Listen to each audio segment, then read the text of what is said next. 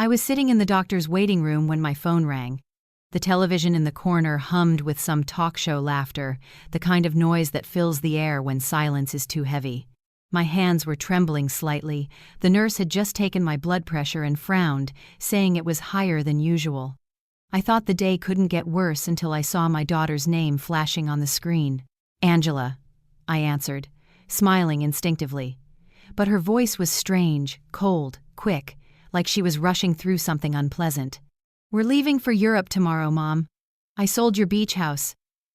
The money's already in our account. Don't worry. I'll call you when we land. And before I could speak, before a single word could leave my mouth, she hung up. The world around me seemed to tilt. The nurse's voice became a distant hum. I stared at the phone screen, at the name of the woman I once called my pride and joy. My daughter, my Angela.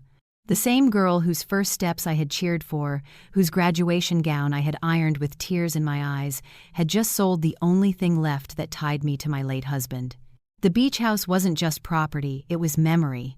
It was where Robert taught Angela to swim, where we planted hydrangeas by the porch, where we celebrated every 4th of July with burnt hot dogs and cheap sparklers.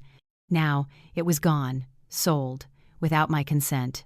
When I got home, the afternoon sun was fading across the street, throwing long shadows through my front window. I sat at the kitchen table, phone still in hand, unable to call her back. What would I even say? Why? Seemed too small a question for the kind of betrayal that turns the air sour. A pile of unopened letters sat beside the fruit bowl. One of them was from the bank, and my stomach tightened before I even opened it. Inside, I found a copy of the transaction notice, Angela's signature on every page. My name was printed below hers, but someone had clearly forged the consent line. She had done it. She had taken everything Robert and I had built and turned it into a down payment for her next adventure. That night, I didn't sleep. I wandered from room to room, touching the walls, the framed photos, the armchair where Robert used to read his newspaper. Everything looked smaller without him. For 45 years, he was the steady pulse of this house. When he died, I thought the worst pain I could ever know had already come and gone. I was wrong. The pain of losing someone is sharp but clean. The pain of being betrayed by the one you gave life to, it seeps in slowly, poisoning everything. In the morning, I called Angela again. The call went straight to voicemail. Her message played in that cheerful tone she always used when she wanted something from me. "Hey, it's Angela. Leave a message and I'll get back to you." But I knew she wouldn't. I hung up before the beep. By noon, I found myself driving toward the beach out of habit, even though the house no longer belonged to me. The sea was calm, gray-blue under the winter light. For a long time I stood by the gate, staring at the sold sign staked into the sand. My name used to be on that mailbox. Brooks Cottage. Robert carved it himself the year we retired.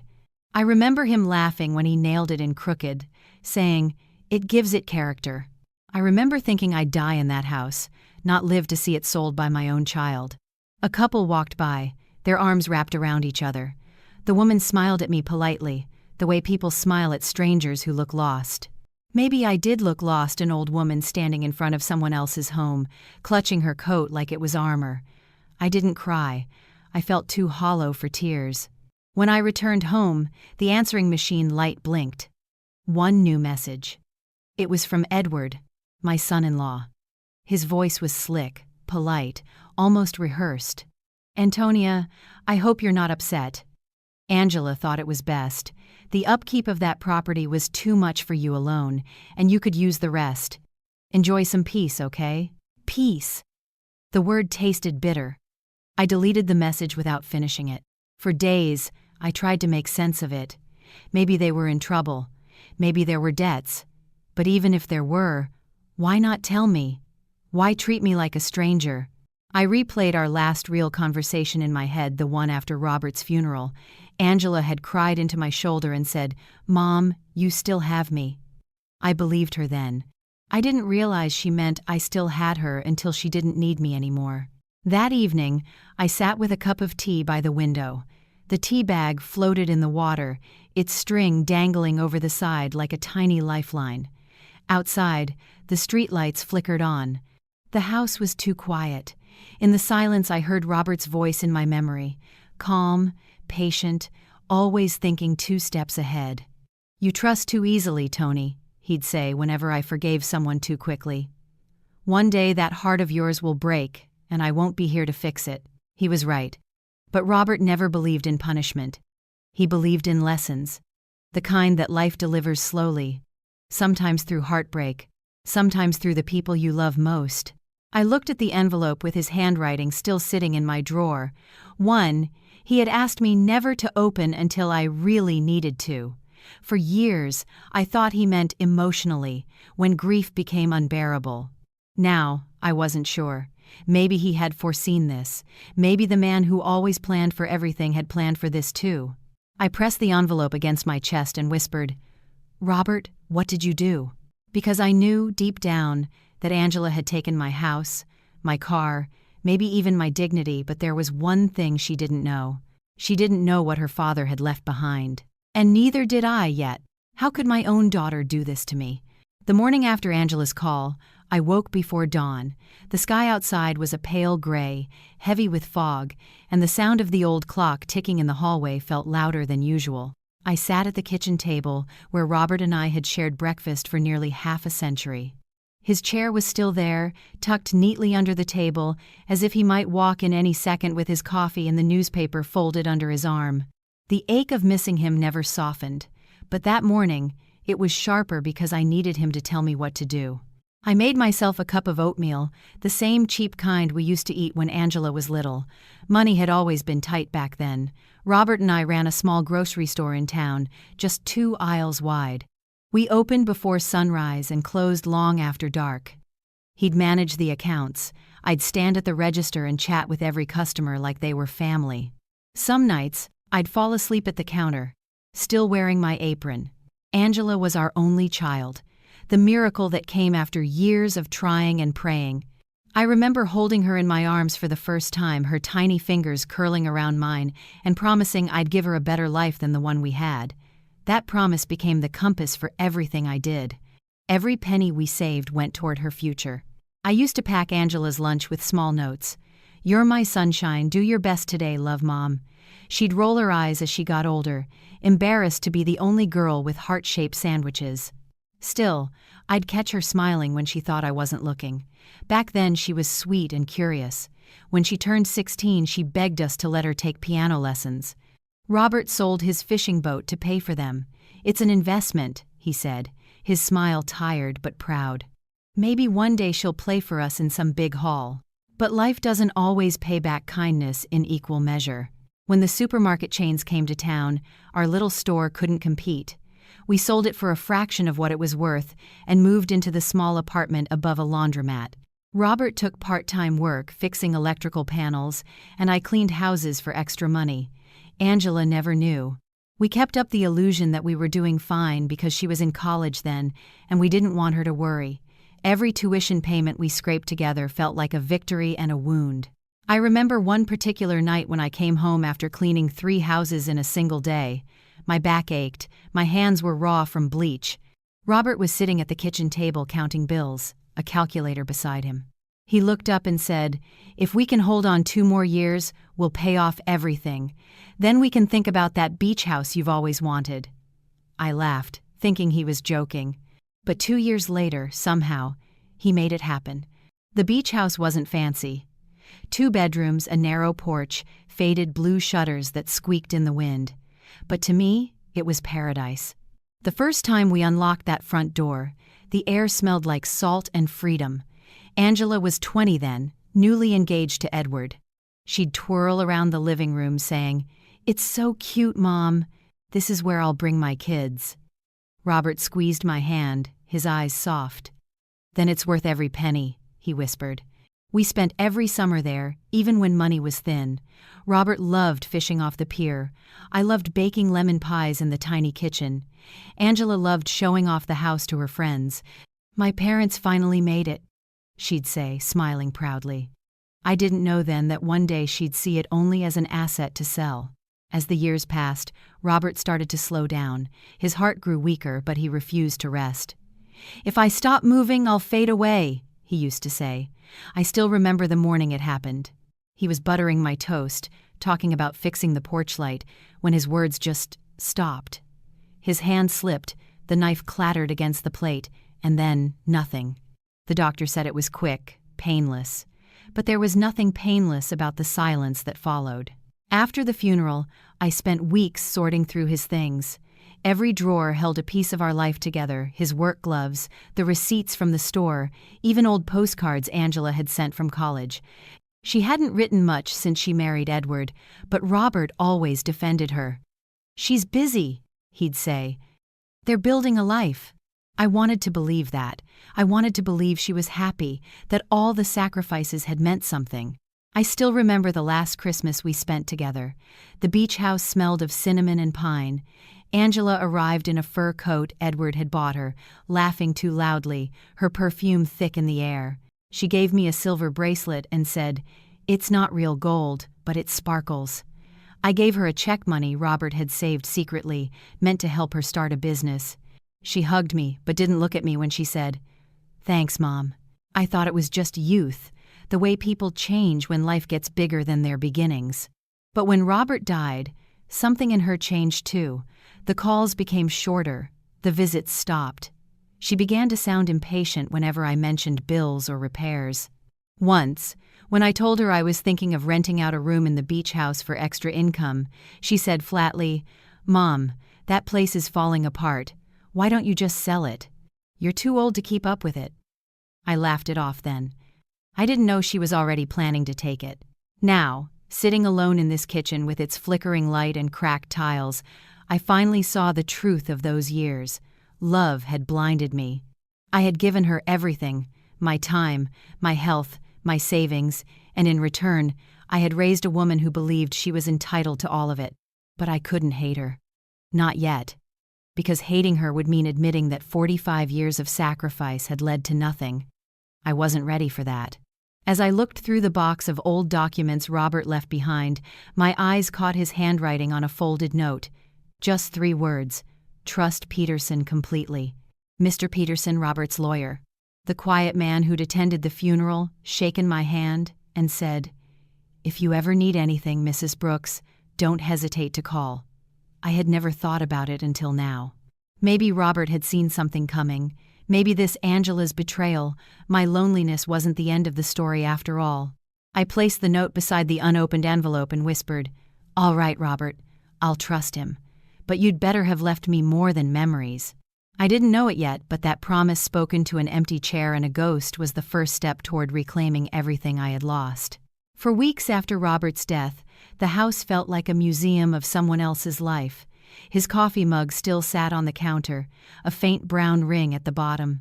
His slippers remained beside the bed, one slightly turned, as if waiting for him to slip back into them. I couldn't bring myself to move anything. The quiet became a presence of its own, whispering through the hallways at night. Angela came by more often then, at least, in the beginning. She'd arrive in her bright red SUV, smelling of perfume and new leather, her smile too wide, her eyes too restless. "Mom," she'd say, brushing imaginary dust off the mantel, "you shouldn't stay here alone. This house is too big for you now." I told her I wasn't ready to leave. Every corner of this place was Robert, but Angela didn't hear me. She never really did. She'd glance at the furniture, at the walls, as if appraising them. Once, she trailed her hand across the piano Robert had rebuilt for her birthday and said casually, "You know, you could get a lot for this old thing." That was the first time I felt something tighten in my chest, not grief, but suspicion. When she left that afternoon, she kissed my cheek lightly and said, "I'll come by again soon." She didn't. A week passed, then another. The calls became short, clipped. When she finally did pick up, she always sounded rushed. "Edward's been so busy," she'd say. "We're looking at some new investment opportunities." Investment. That word always left a sour taste. Robert had used it once long ago, when he warned me that Edward wasn't the kind of man who worked for things, he gambled for them. But I had brushed it off back then, wanting to believe our daughter had chosen wisely. Love makes fools of mothers too. One afternoon, I found Angela sitting in Robert's old study, papers spread across his desk. She looked startled when I walked in. "Oh, Mom, you scared me," she said, laughing nervously. I asked what she was doing. "Just organizing some things for you," she said too quickly, shuffling the documents into a neat pile. I noticed one corner of a bank statement sticking out from under her hand, the same account Robert had used for his real estate dealings.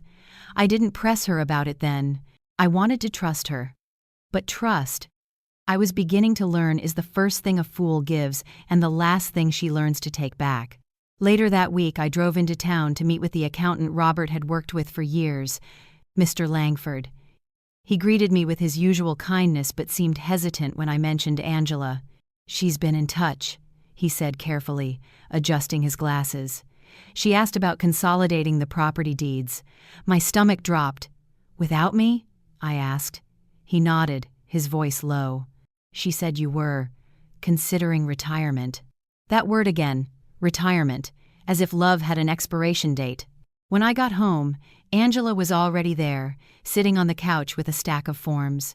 "Oh, good, you're back," she said, pretending cheer. "Edward and I were thinking maybe it's time to simplify things. You don't need to worry about upkeep or taxes.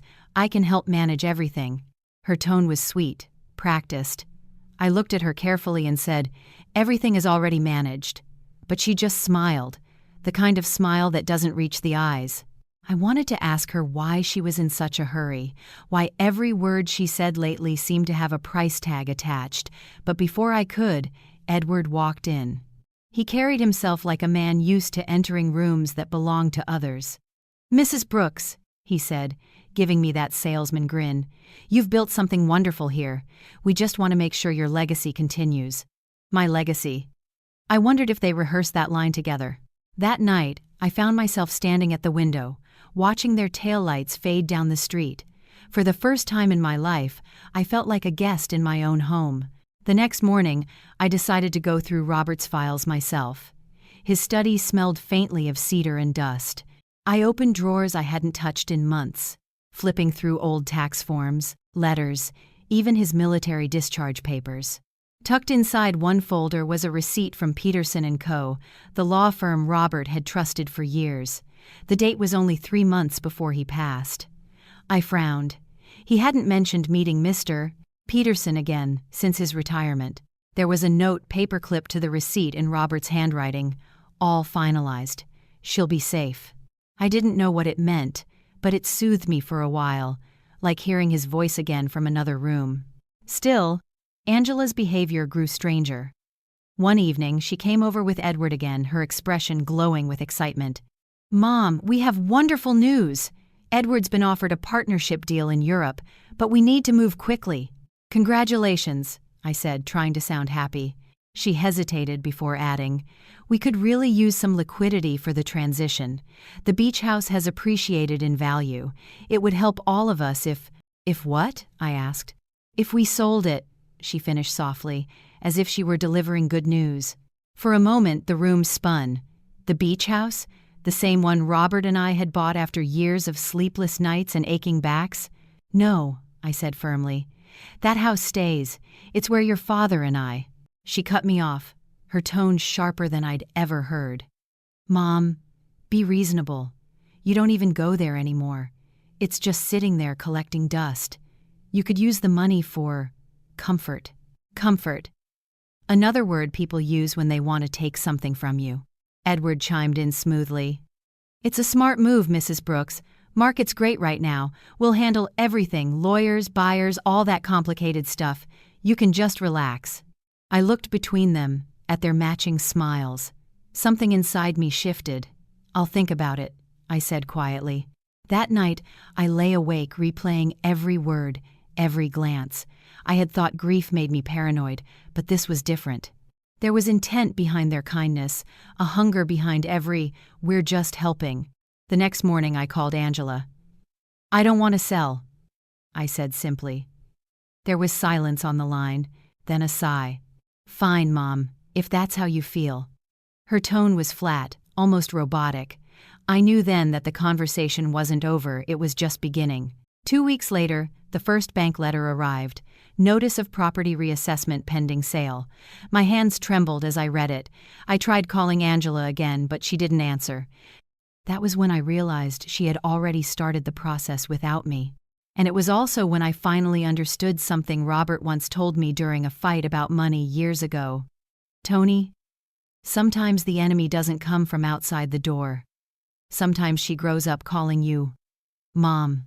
I folded the letter and placed it beside Robert's envelope in the drawer. My heart hurt, but my mind was clear for the first time in months. Something was wrong, and I would find out exactly what before she could take anything else from me. The first real blow came one chilly Thursday afternoon. I was pouring myself a cup of tea when the doorbell rang. A young man stood there, dressed neatly in a navy blazer, holding a clipboard. "Mrs. Brooks?" he asked, polite but distant. "I'm here for the appraisal of your beach property." My stomach dropped. "Appraisal?" I repeated. "There must be a mistake." He flipped through his notes. "This was requested by Miss Angela Miller. I was told she's your representative." I must have stared at him for too long, because he shifted uncomfortably. I wanted to shout, to tell him she had no right, but instead, I simply nodded and closed the door. The sound of it clicking shut was the first crack in something I had spent a lifetime building. That evening I called Angela again. No answer. Then Edward, straight to voicemail. I sat at the kitchen table, staring at the phone, the ticking clock filling the silence between my breaths. I had lived 71 years believing that love was a kind of protection, that if you gave enough, the world or at least your child would give something back. But I was beginning to see that love, unguarded, was just an open door. 3 days later, another envelope arrived, this time from the bank. Notice of property sale final confirmation. I read the words again and again, as if repetition could change them. My hands shook so hard the paper tore down the middle. My daughter had done it. Without a conversation, without permission, without even the decency of a goodbye, she had sold the home where I had built 45 years of memory. I drove to her house that same afternoon. The gate was locked, the curtains drawn. I rang the bell twice before she appeared, her face composed, her lips painted that same coral pink I'd bought her for prom. "Mom," she said flatly, "this isn't a good time." Not a good time? I could barely control my voice. "You sold my house, Angela. My house." Her expression didn't change. "Mom, please don't start. You weren't using it. Edward and I needed the funds for our move. It's done." "Done?" My voice cracked. "You forged my signature." She sighed, glancing at her watch. "Edward took care of the paperwork. It's legal. You're just overreacting." Overreacting. That word hit like a slap. The child I had raised with my own hands, fed and clothed and comforted through every failure, now looked at me as though I were a nuisance, an obstacle between her and the life she thought she deserved. Edward appeared behind her, wearing that smug half-smile he always wore when he thought he was being charming. "Mrs. Brooks," he said, "let's not make this dramatic. It's just business. You'll thank us when you realize how much stress we've saved you." I turned away before they could see the tears in my eyes. I walked to my car slowly, each step heavier than the last. For a moment, I thought I might collapse right there on the sidewalk. But something inside me hardened. I wasn't sure if it was anger or survival, but it kept me upright. By the time I reached home, the sunset had bled into the sky, streaking the world in bruised oranges and reds.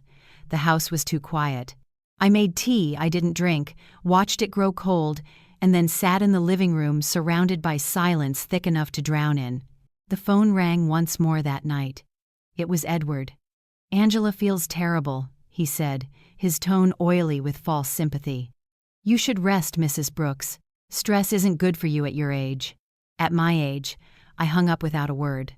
Over the next few weeks, small humiliations followed like shadows, letters about the transfer of ownership, notifications about the sale of my car, another liquid asset Angela had conveniently reallocated. Friends stopped calling.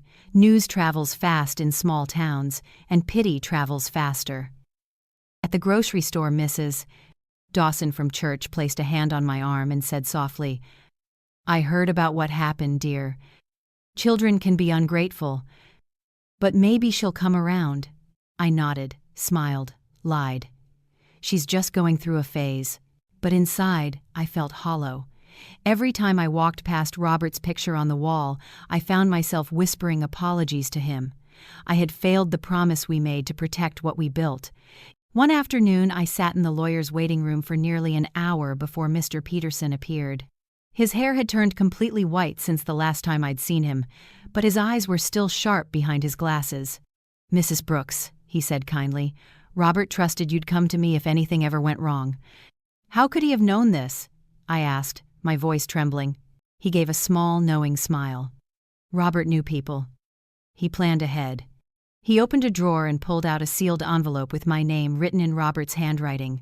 Seeing his script again almost broke me. "He left this for you," Peterson said. "He said you'd understand when the time was right." I didn't open it then. I didn't have the strength. Instead, I thanked Mr. Peterson and drove home with the envelope in my lap, feeling its weight like something sacred.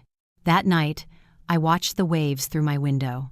Even though I was miles from the ocean, I could still hear them in my mind.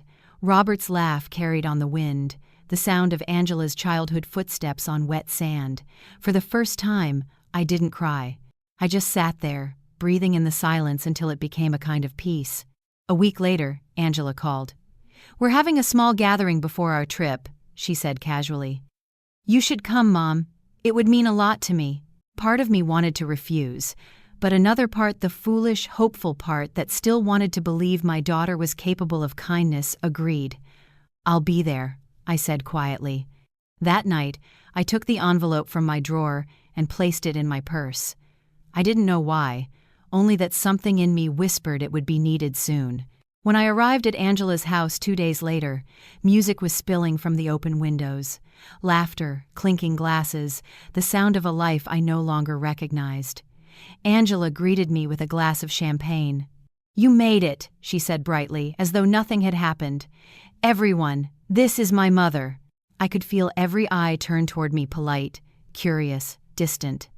One of her friends whispered, "She's the one who owned the beach house, right?" Another laughed softly. "Lucky woman, until she lost it."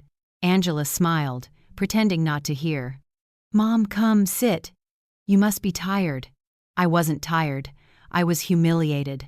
As the night went on, Angela clinked her glass and made a toast. "To new beginnings," she said, raising it high. "To family who support us even when they don't understand our choices." There was laughter, applause. I forced a smile, but inside I was breaking. When I finally left, the night air was cold and sharp. I walked to my car and sat there for a long time, the laughter still echoing in my ears. I reached into my purse and felt the edge of Robert's envelope. For the first time, I considered opening it. But I didn't. Not yet. I wanted one more night to remember what betrayal felt like. Because I knew that when I finally broke that seal, everything, my grief, my shame, my silence would begin to change. I didn't plan to go back to Angela's house again after that night. But fate, or perhaps Robert's unseen hand, had other plans. A week later, I received an invitation hand-delivered in an ivory envelope with gold trimming. Farewell dinner for Angela and Edward, hosted by the Millers. It was signed in Angela's handwriting. I almost tore it in half, but something made me pause. Maybe curiosity, maybe the faint, foolish hope that she wanted to make peace before leaving. Either way, I went. The restaurant was one of those high-end places Angela always loved, with chandeliers dripping like icicles and waiters who spoke in whispers. I wore my best-dressed navy blue, the one Robert used to call my Sunday armor. When I arrived, Angela's friends were already there, all glossy hair and expensive laughter. I felt like a ghost among them, invisible until someone needed something to gossip about. "Mom!"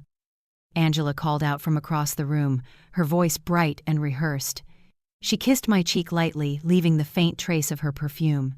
"You look lovely." "Everyone, this is my mother, Antonia." The table quieted for a moment. Someone smiled politely. Another woman tilted her head and said, "Oh, you're the one who owned that beach house, right? Such a beautiful property. I heard it sold for quite a sum." Angela laughed too loud, too forced. "Yes, Mom was very attached to it. But we finally convinced her it was time to let go. You know how sentimental older people can be." Laughter rippled around the table. My heart clenched so hard it hurt. I forced a smile, trying to steady my voice. "Yes," I said softly. "Some things are hard to let go." Edward raised his glass. "To moving forward," he said. "And to Angela, the bravest woman I know." They clinked their glasses, and in the crystal's chime, I heard something crack deep inside me. The evening blurred after that. Faces swam in and out of focus, their words merging into a low hum of self-congratulation. I barely tasted the food. Every now and then, someone would glance at me, an old woman sitting quietly, trying not to fall apart in public. When dessert came, Angela leaned over and whispered, "Don't look so sad, Mom. It's not the end of the world." I turned to her, forcing my voice to stay calm. "You sold the home where your father and I built our life. You sold my car. You've taken everything, Angela." She sighed, rolling her eyes as though I were a stubborn child. "You're being dramatic again. You should be happy for me. For us, Edward and I are finally getting the life we deserve. The life they deserved. As if the one Robert and I had given her wasn't enough. Did you even think about how this would affect me?" I asked quietly. "Of course I did," she said, her tone clipped. "You'll be fine, Mom. You always are. But we can't live our lives waiting around for you. You had your time." Something inside me snapped, then not with rage, but with clarity. I realized that I was done begging to be treated like a mother. Done being polite while my own child carved away the pieces of my life as if they were hers to take. I stood up slowly. "Excuse me," I murmured. The entire table turned toward me. "I need some air." As I walked past them, I heard a man whisper, "Poor thing, must be hard to watch your daughter succeed." Laughter followed, soft but cutting. Outside, the night air was cold and sharp against my cheeks. I stood beneath the glow of the streetlight, breathing hard, trying to steady myself. Across the parking lot, I saw my reflection in the restaurant window, small, tired, but not broken. Robert once said that the quietest people often carry the loudest storms inside. I understood that now. When I got home, I didn't turn on the lights. I walked straight to Robert's envelope on the dresser, tracing the edges with my fingers. I whispered, "I can't do this anymore." And for the first time in months, I allowed myself to cry, really cry. Not the polite tears you wipe away quickly, but the kind that shake your whole body, the kind that taste like surrender and salt. When the tears stopped, I felt something new. Not peace, not forgiveness, something colder, sharper. Resolve. I opened the envelope. Inside were several folded documents, legal titles, account summaries, a handwritten letter, and one key. My eyes scanned the letter first. "My dearest Tony, if you're reading this, it means I'm gone and something has gone wrong. Don't panic. I've prepared for this. The house, the investments, the apartments all are in your name. Angela's name appears nowhere. Mr. Peterson has copies of every deed. You may trust him. I did this not because I doubted you, but because I feared what love might make you give away. Don't let anyone take what you've built, especially not the one you love most. Remember, quiet strength wins louder wars. Yours always, Robert." The paper shook in my hands. My breath caught halfway between grief and relief. He had known. He had seen this coming. The next document confirmed it all. The beach house had never been transferred to Angela. The car was registered solely under my name. Even the apartment she lived in her pride, her independence was part of the trust Robert had built years ago, its ownership tied directly to me. Angela had sold what she never truly owned. The absurdity of it hit me so suddenly that I laughed, a soft, broken sound that startled even me. After months of humiliation, something inside me began to rise again. I wasn't powerless. Not anymore.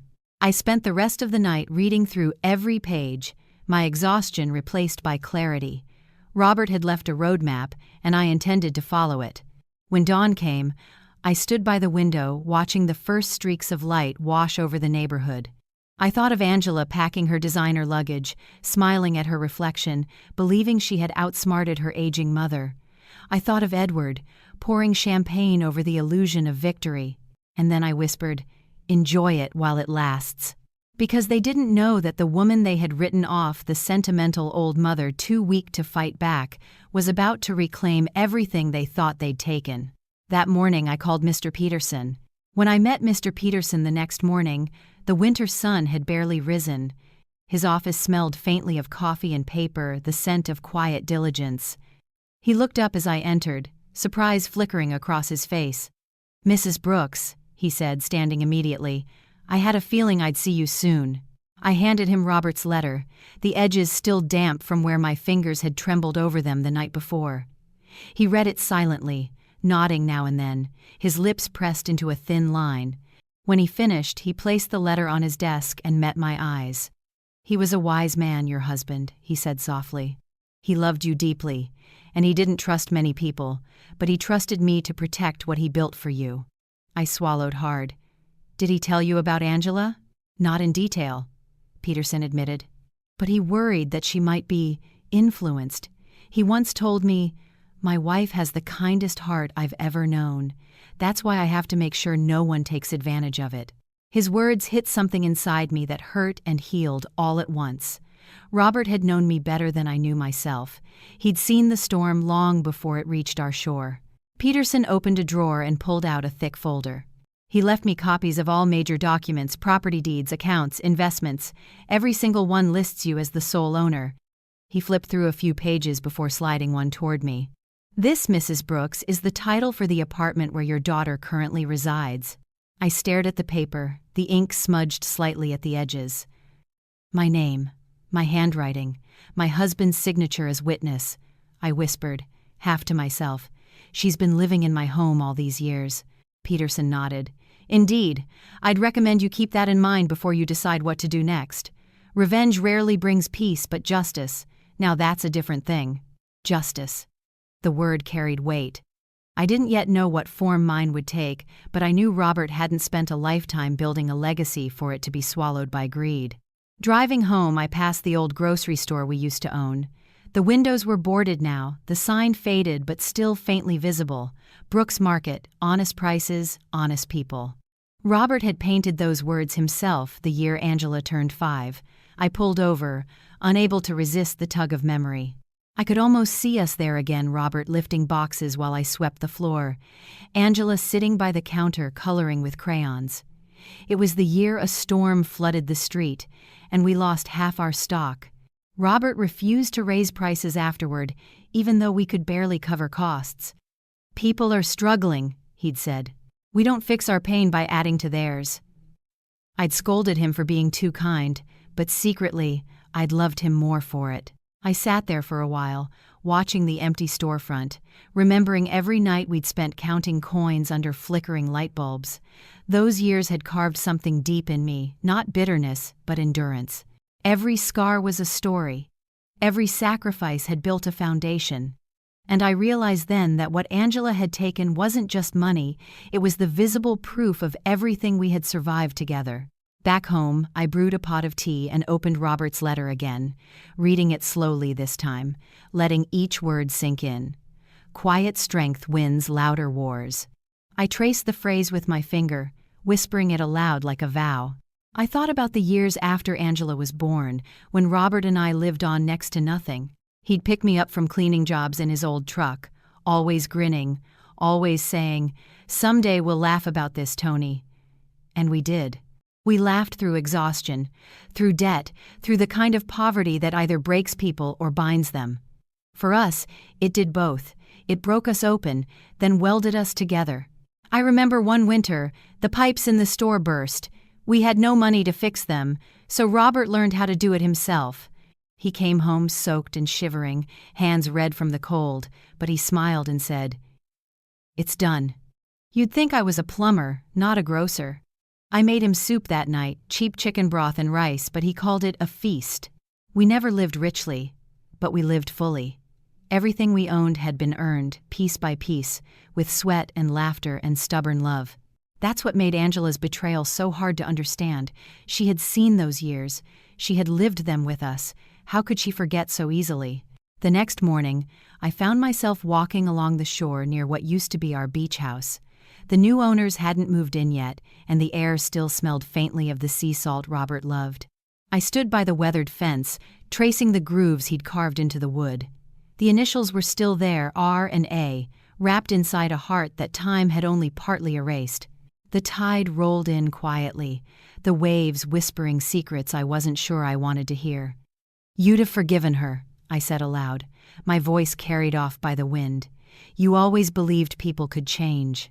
But even as I said it, I felt him near, not as a ghost, but as the quiet conviction he'd left behind. Forgiveness didn't mean surrender. Sometimes it meant standing tall and letting truth do the work. I closed my eyes and pictured him sitting beside me on that porch years ago, the sun setting behind him, his hand covering mine. "If something ever happens to me," he'd said then, half joking, "promise me you won't let Angela sweet-talk you out of everything." I'd laughed and swatted his arm. "She's our daughter, Robert." "Yes," he'd replied, "that's what worries me." Now, standing in the same place, those words felt prophetic. When I got back to the car, I saw a missed call from Angela. I didn't answer. But her voicemail played anyway. "Mom, we're finalizing everything for the move. I need you to sign one last form the bank requested. It's urgent, okay? I'll stop by tomorrow." Her voice was smooth, confident, like someone who believed the world still revolved around her will. I deleted the message without saving it. That night, I went through Robert's folder again and made copies of every document. Ownership papers, bank statements, property titles. I organized them carefully, labeling each one in my neat handwriting. As I worked, I realized how calm I felt. It wasn't anger anymore. It was clarity, the kind that comes when pain stops burning and begins to harden into purpose. When I finished, I placed the originals in a locked box and set it on the kitchen counter beside a single cup of tea. I sat there a long while, thinking about the years of sacrifice that had brought me to this moment, the nights spent scrubbing other people's floors, the mornings spent opening a tiny store that barely survived, the lifetime spent loving a man who never stopped planning for me even after he was gone.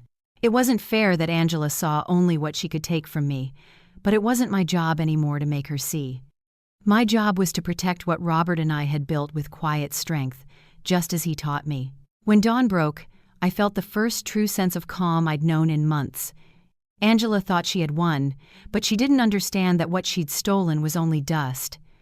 The real inheritance was in my hands again, and soon she would learn that for herself. Angela arrived the next afternoon just as the sky began to bruise with the promise of rain. I watched her step out of her shiny white SUV, heels clicking against the pavement, a leather folder tucked beneath her arm. She looked every bit the confident daughter of a successful family, a picture that would have made Robert proud once. But now, all I could see was the distance between the woman she had become and the child I once rocked to sleep. She walked in without waiting for me to open the door, as if she still lived there. "Mom, we need to sign this quickly," she said, dropping her folder onto the table. "It's just a formality for the transfer. The bank's waiting." I didn't answer. Instead, I poured tea into 2 cups and pushed one toward her. She glanced at it briefly, impatient. "I don't really have time for tea." "Then make time," I said quietly. The firmness in my tone surprised even me. Angela frowned but sat down. Her voice softened, that old sugary tone she used when she wanted something. "I know this whole process has been stressful for you, Mom, but it's for the best. You won't have to worry about property taxes or maintenance anymore. You can just rest." "Rest?" I asked, stirring my tea slowly. "And where will I rest, Angela? You've sold my home." Her jaw tightened. "You're being dramatic again." It was a smart decision. Edward and I are handling everything responsibly. I leaned back in my chair, studying her face. She still looked like my daughter, the same green eyes, the same small mole above her lip, but her expression had hardened into something Robert would have recognized immediately, entitlement disguised as confidence. "Robert trusted you once," I said softly. "He thought you'd take care of me if something ever happened to him." Angela sighed and reached for the pen in her folder. "Mom, please, let's not make this emotional. Just sign the papers." I didn't move. "Before I do, there's something I want to show you." She hesitated. "Show me what?" I opened the drawer beside me and took out a thick envelope, the same one Robert had sealed with his steady, deliberate handwriting. Her eyes followed my hand curiously. "What's that?" "Your father's last letter," I said. "He left it with his lawyer, to be opened only when I needed it."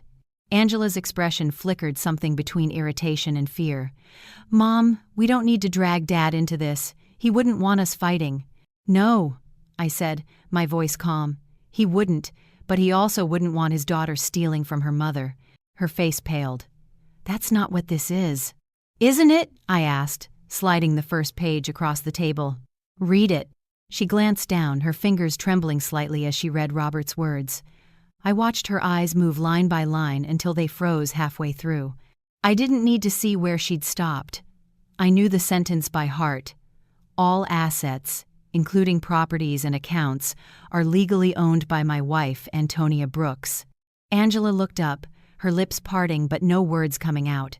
I handed her the next paper, the title deed to the apartment she lived in. "This too," I said. "It's under my name. Always has been." Her hands began to shake. "That's impossible, Edward," he said. "Edward lied," I said, cutting her off gently. "Or maybe you just believed what you wanted to hear." The room fell silent except for the soft ticking of the kitchen clock. Outside, thunder rumbled in the distance, low and steady.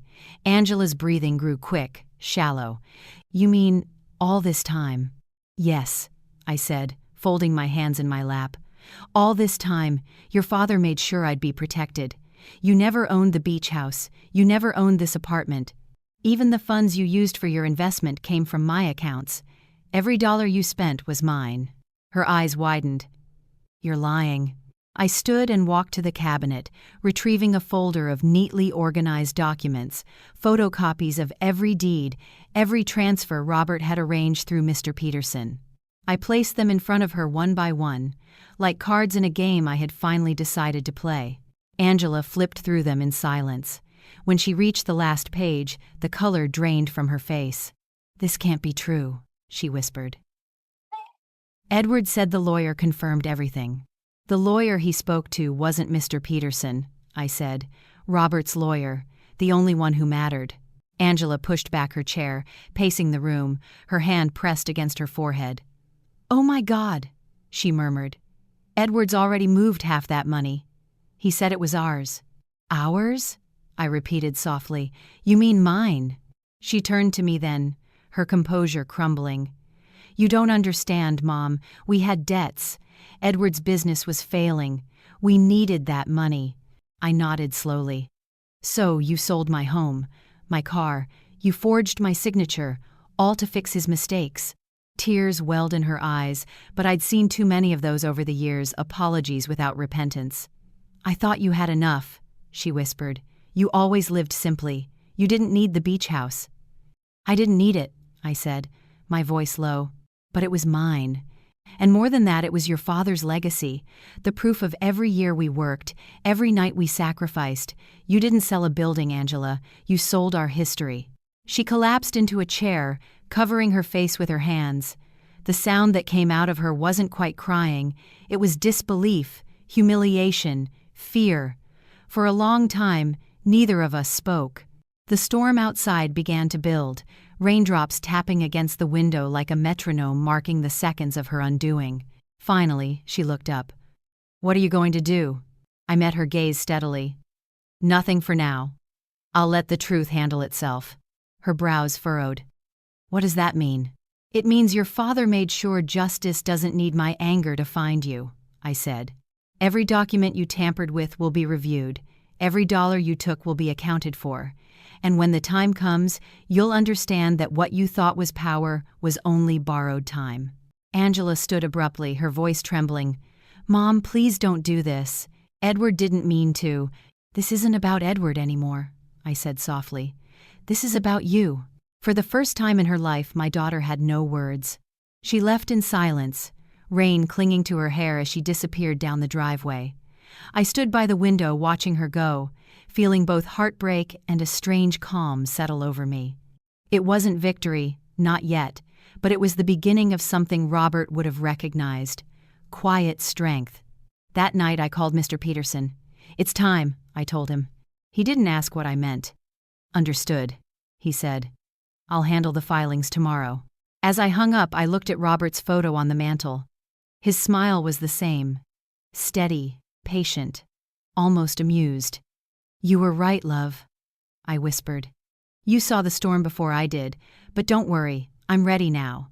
Outside, lightning flashed across the sky, illuminating the rain-soaked world in sharp, silver light. It was the first real storm of the season, and for me, the first moment I felt truly alive again. The next morning dawned cold and colorless, the kind of gray that hangs in the air before something inevitable breaks.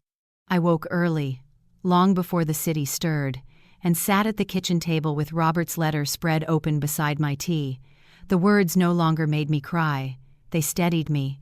They reminded me of who I had been before. Grief softened me into silence, a woman who had survived hardship, built a life from scratch, and raised a family with love and discipline. That woman was not gone. She was simply waiting to be called back. Mr. Peterson arrived just after 9. He carried a briefcase and a look of quiet determination. "Everything is in motion," he said. "I've filed notices with the registrar's office to reaffirm ownership of all properties and freeze any unauthorized transactions. By the time your daughter wakes up this morning, the system will show the beach house and the apartment as exclusively yours." I nodded slowly, exhaling for what felt like the first time in months. "And the money?" He smiled faintly. Robert had foresight. "Most of the liquid assets were already transferred to a private account in your name years ago. Angela and Edward accessed only what he left visible. The smaller accounts meant to keep them comfortable, not rich. What they've spent is gone, but what's left is safe." Safe. That word felt strange on my tongue. For so long, safety had been something I gave to others. Now it was something I had to reclaim for myself. After Mr. Peterson left, I spent the rest of the morning sorting through my papers. Every document went into a neat folder: bank statements, ownership deeds, insurance forms, legal notices, all labeled with Robert's tidy system. It was more than organization. It was ritual. Each paper I filed was a piece of my dignity returning to its rightful place. Around noon, Angela called. I didn't answer. 10 minutes later, she called again. Then Edward's number flashed on the screen. I turned the phone face down and continued my work. For once, their urgency wasn't mine to absorb. By afternoon, I stood in front of the mirror and barely recognized the woman looking back. The sadness in her eyes had receded, replaced by something still and deliberate. I smoothed my blouse, adjusted the pearl earrings Robert had given me on our 25th anniversary, and whispered, "Quiet strength wins louder wars." The next day, I went to the bank in person. The clerk greeted me politely, unaware of the storm behind my calm. "Good morning, Mrs. Brooks," he said. "What can we help you with today?" "I'm here to confirm ownership of all active accounts," I replied. My voice didn't waver. I handed him the necessary forms, each one bearing my signature, each backed by Mr. Peterson's filings. Within minutes, the truth was reflected on his screen. My name, only mine, appeared beside every asset. "Is everything in order?" I asked. He nodded, smiling. "Perfectly. It's rare to see such thorough documentation. Whoever prepared these did an excellent job." "Thank you," I said. He was a very careful man. As I left the bank, I felt lighter. The wind was brisk but clean, and for the first time in months, I noticed how blue the sky looked between the clouds. I walked past the cafe Robert and I used to visit on Sundays and decided to go in. The waitress, a young woman with kind eyes, asked if I wanted my coffee black or with cream. "Black," I said. "No sugar." When the cup arrived, I took a slow sip and smiled. The bitterness grounded me. It reminded me that some things are meant to be strong. That evening, I received an email from Mr. Peterson confirming that the freeze on Angela's accounts had taken effect.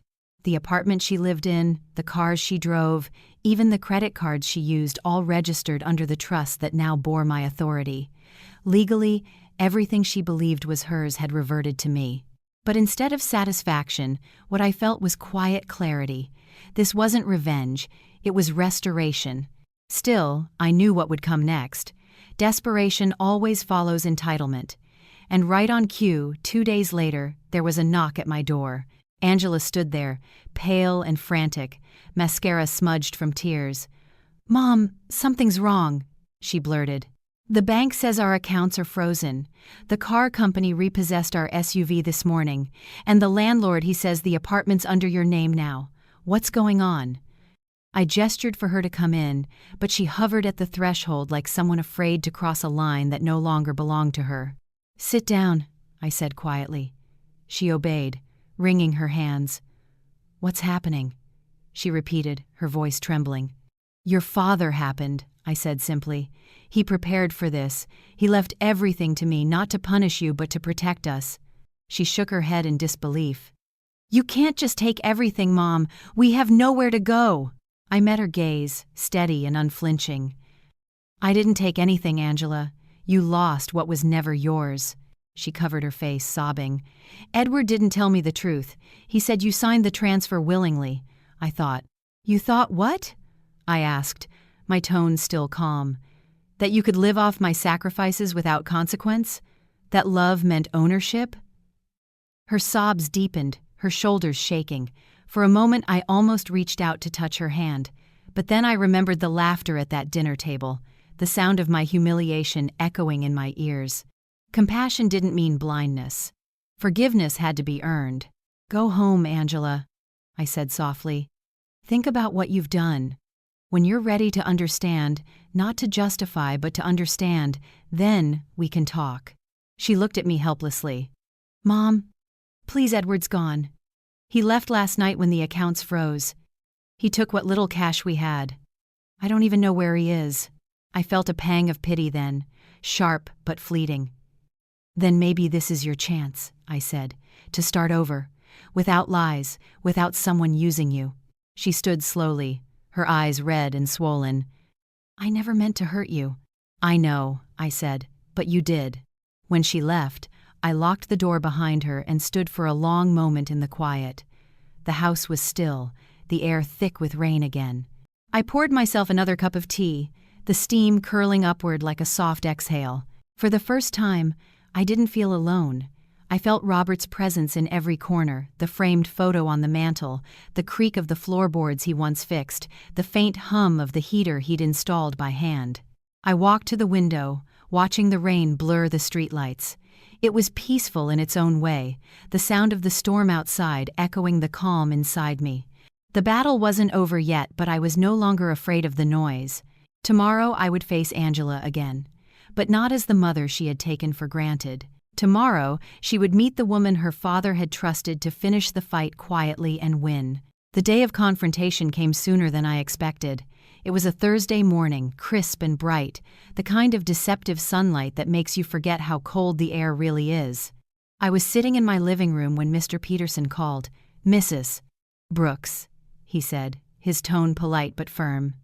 "Angela has filed an informal complaint through the bank's review board, claiming she was the rightful co-owner of the properties. I've already responded on your behalf, but she's insisting on a meeting." I took a slow breath.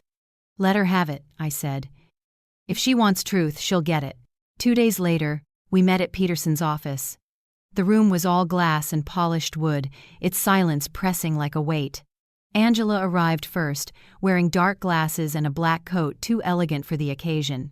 She looked smaller somehow, brittle around the edges. Behind her trailed Edward, pale and restless, his eyes darting like a man who'd spent too many nights awake. When I walked in, Angela stiffened. "Mom," she murmured, her voice flat, guarded. I nodded once. "Angela." Mr. Peterson gestured for everyone to sit. "We're here to clarify the facts," he began. "No hostility, no assumptions, just truth." He opened a file, thick, immaculate, bound in leather. "Mrs. Brooks, as per your late husband's instructions, every asset listed under the Brooks Trust belongs to you. There are no joint signatories. Your daughter and son-in-law were never granted ownership or transfer rights." Angela's voice cracked. "That's not possible. I signed the sale papers myself." "The bank approved them." Peterson adjusted his glasses. "Yes, Miss Miller, you did, but the signatures on those forms were digitally forged using your mother's name. The bank confirmed as much. We have documentation from their legal department verifying that the approvals were fraudulent." The room fell utterly silent. Even the clock on the wall seemed to hold its breath. Edward shifted uncomfortably, tugging at his collar. "That can't be right." Angela told me." Angela turned sharply toward him. "Don't you dare put this on me!" "You were the one who said it was already handled," Edward snapped, his mask of politeness crumbling. "You said your mom gave her consent." "Because you told me she had." Their voices rose and tangled until Mr. Peterson tapped the desk sharply. "Enough!" His calm authority cut through the air. "I'm not here to mediate your marriage. I'm here to confirm legality, and Mrs. Brooks' position is unassailable." Angela's defiance wilted.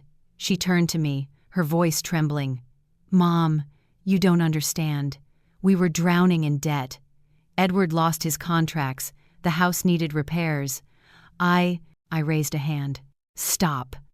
My voice was quiet, but it silenced her instantly. "You could have come to me. You could have told me the truth. Instead, you sold my home, humiliated me in public, and treated me like a burden you were eager to shed. You chose deceit when all I ever offered you was love." Tears filled her eyes. "I thought you'd say no. You always say no to help." "I say no when what you call help means destroying yourself to save someone else," I said. "Your father taught me that. You knew how much that house meant, yet you traded it for lies." Edward spoke up suddenly, his voice thin with panic. "So what happens now? You can't just ruin us." I looked at him coldly. "Ruin you? No, Mr. Miller. You did that yourself." Peterson closed the folder and leaned back. "The court filings are ready, but Mrs. Brooks has asked to settle this privately before proceeding. Angela, the law gives her every right to reclaim her assets and pursue criminal charges, but whether she does so depends entirely on her decision." Angela's eyes widened. "Mom, please don't." I stood, my palms resting flat on the table. "I won't send my daughter to prison," I said softly, "but you will return every cent you took, every possession bought with stolen money. The accounts in my name will be restored. The apartment, my apartment, you will vacate within a week. After that, I'll decide whether you deserve to stay in my life." Angela's voice cracked into a whisper. "And Edward?" "Edward," I said, turning to him, "will never again handle a cent connected to this family." He muttered something under his breath, too low to catch, but I caught the look of defeat in his eyes, the look of a man realizing the game was over. Peterson nodded and began drafting the settlement document on the spot. The rhythmic tapping of his pen filled the silence. Angela sat frozen, her hands twisting the edge of her sleeve, mascara streaking faintly down her cheeks. When the papers were signed, she stood and faced me. "Mom," she said, her voice barely a whisper, "is there any way back from this?" I studied her for a long moment. "Maybe," I said, "but not through excuses. Through truth." She looked down, shoulders trembling, and for the first time since Robert's death, I saw my daughter not the woman shaped by greed, but the frightened child who once held my hand on stormy nights. "Goodbye, Angela," I said gently. "Take care of yourself." She opened her mouth as if to speak but said nothing. Edward followed her out, his steps hurried, his head bowed. When the door closed behind them, the silence left in their wake felt lighter than I expected, like a wound finally breathing after being bound too long. Mr. Peterson exhaled. "You handled that with grace, Mrs. Brooks." I nodded, staring out the window where a single ray of sunlight broke through the clouds. "Grace," I said softly. "That's all I have left, but it's enough." He smiled. Robert would be proud. As I left the office, the world outside seemed sharper, more vivid. The chill in the air bit my skin, but I welcomed it. It meant I was alive. The wind carried the faint scent of rain and salt, reminding me of the beach house, of hydrangeas swaying against the porch railing, of the sound of waves that no betrayal could ever erase.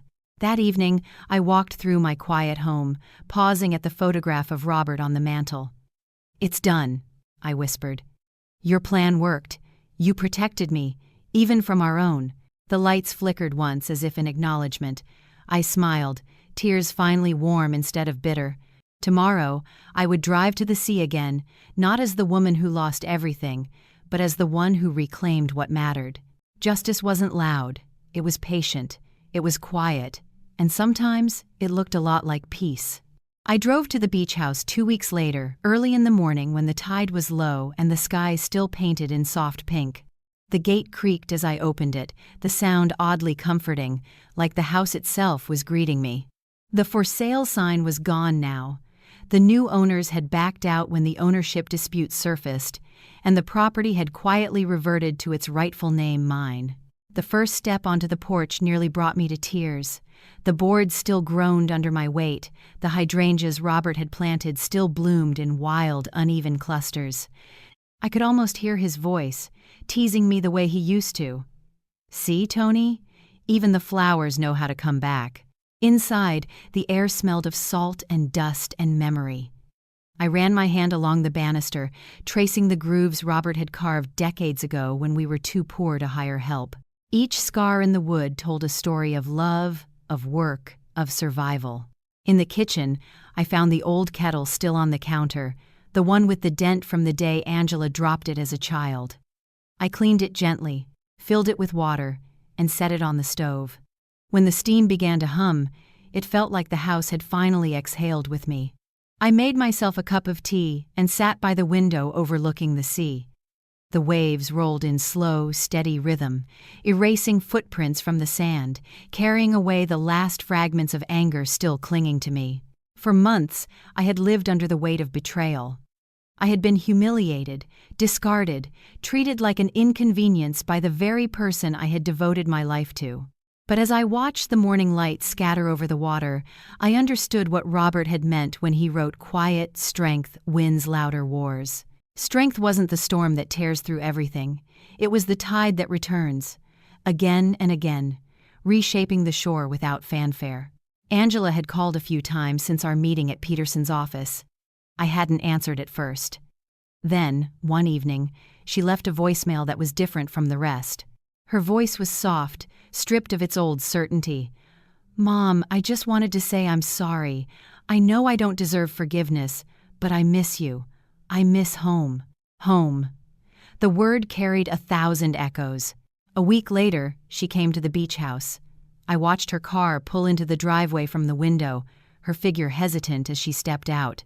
When I opened the door, she looked smaller than I remembered, her once perfect posture sagging under the weight of something heavier than shame. "Hi, Mom," she said, her voice barely above a whisper. I studied her face, the same eyes, the same trembling mouth that once asked me for bedtime stories. I wanted to stay angry, to remind her of everything she'd taken, but instead, I found myself stepping aside. "Come in," I said quietly. She entered slowly, her eyes darting around the room. "You fixed it up," she murmured. "I didn't need to," I replied. "It never broke. It was just waiting." She nodded, tears forming. "I've been staying with a friend. Edward's gone. He disappeared after you reclaimed the accounts. I found out he'd been lying about everything, even before the beach house. I guess I just didn't want to see it." I poured 2 cups of tea and handed her one. She stared into it like it might hold the words she couldn't find. "I don't know what to say," she whispered finally. "Then don't," I said. "Just sit, listen to the sea for a while." We sat in silence, the waves filling the space where anger used to live. After a long while, she reached across the table, her hand trembling slightly, and placed it over mine. "I was wrong, Mom," she said. "I thought money would make everything easier, but it only made me cruel."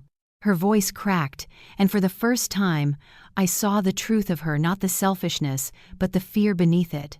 The fear of not being enough, the same fear I'd once carried when I was young and desperate to prove my worth. I took a deep breath. "Your father used to say that some lessons don't arrive with kindness. They arrive with loss." Angela nodded, her tears silent now. "I've lost everything." "Not everything," I said gently. "You still have a chance to start again, but you'll have to build it with honesty this time." Do you forgive me?" she asked. I looked at her for a long moment, feeling the pull between love and pain, between what was broken and what still could be healed. "Forgiveness isn't something I can give all at once," I said softly. "It's something you'll have to earn, but love doesn't need earning. You've always had that." She covered her face, sobbing quietly, and I let her. I didn't reach for her, didn't rush to comfort. Some wounds need silence before they can close. When the kettle whistled again, I stood and poured us both a second cup. The house felt different now, alive, lighter, as if the ghosts of anger had finally left. That evening, after Angela had gone, I walked along the shore alone. The wind lifted my hair, and the salt stung my lips, but I didn't mind. The world felt right again, not perfect, but true. I thought of Robert then, of his steady hands and patient smile, of the way he always believed life would find its balance eventually. "You were right," I whispered into the wind. It did. The waves answered in their gentle rhythm, and I smiled. When I returned to the porch, I sat in Robert's old chair, the one that still creaked when I leaned back. The stars had begun to scatter across the sky, and the ocean glimmered under their faint light. I sipped my tea, letting the warmth spread through me. For the first time in a long while, I felt peace, not because I'd won, but because I'd survived with grace. The house was quiet, but it was a good kind of quiet, the kind that comes after a storm, when you realize everything that truly matters has managed to endure. I looked at Robert's photograph on the mantel and smiled. "We did it, love," I said softly. "We kept what was ours, and we kept our hearts intact." The tide rolled in again, washing over the sand, rewriting the shore one gentle wave at a time. If this story touched your heart, don't forget to subscribe for more true stories like mine. Share this video with someone who still believes in second chances, and tell me in the comments, what would you have done if you were in my place?